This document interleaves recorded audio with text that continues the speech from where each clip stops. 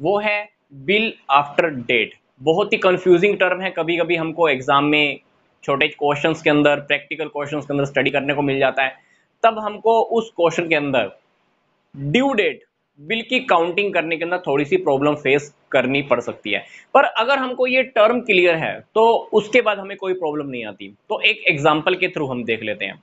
इस टाइप के टॉपिक के अंदर जिस पर्सन ने बिल लिखा है वो पर्सन क्या करता है, बिल के अंदर टाइम लिमिट तो लिखता ही है कि मैंने बिल कितने टाइम के लिए लिखा है, 2 महीने के बाद मतलब तुमने सामने वाले ने पेमेंट करनी होती है, प्लस ये वर्ड साथ में अटैच कर देता है आफ्टर डेट।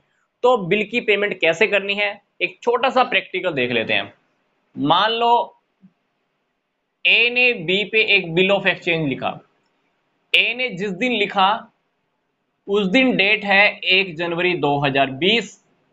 कितने टाइम के लिए लिखा, 2 महीने के लिए। जबकि बी ने इसको एक्सेप्ट किया है 15 जनवरी 2020 को।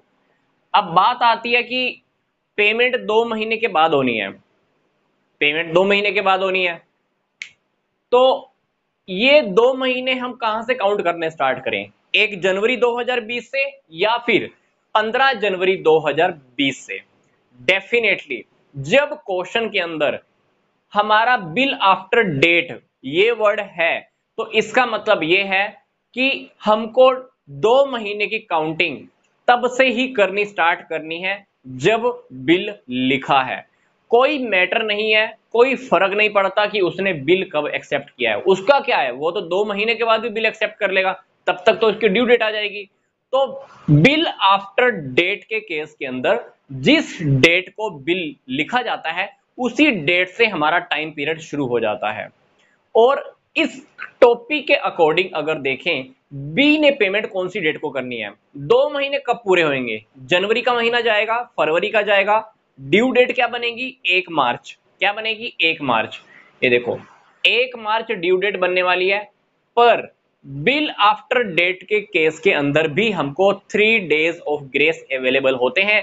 अल्टीमेटली बी पेमेंट क्या करेगा, 1 मार्च के अंदर 3 दिन और ऐड करके 4 मार्च को पेमेंट करने वाला है। तो मैं आपको फिर से रिपीट कर रहा हूं, बिल आफ्टर डेट के केस के अंदर कोई फर्क नहीं पड़ता कि सामने वाले ने बिल को एक्सेप्ट कब किया है, डेट उसी दिन से शुरू हो जाती है, टाइम पीरियड उसी दिन से स्टार्ट हो जाता है जिस डेट को जिस पर्सन ने बिल लिखा है। इसने बिल लिखा 1 जनवरी 2020 को, प्लस बिल के अंदर लिख दिया बिल आफ्टर डेट, तो बिल का टाइम पीरियड 1 जनवरी से शुरू हो गया।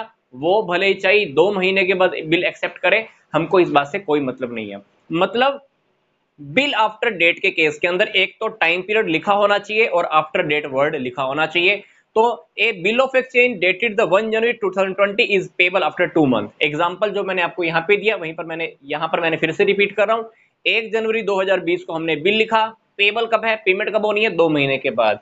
आफ्टर डेट हमने वर्ड लिख दिया है, 2 महीने के साथ ही हमने आफ्टर डेट वर्ड भी लिख दिया है। इट इज एक्सेप्टेड, बी ने कब एक्सेप्ट किया, 15 जनवरी 2020 को, तो ड्यू डेट कब होएगी, 4 मार्च को।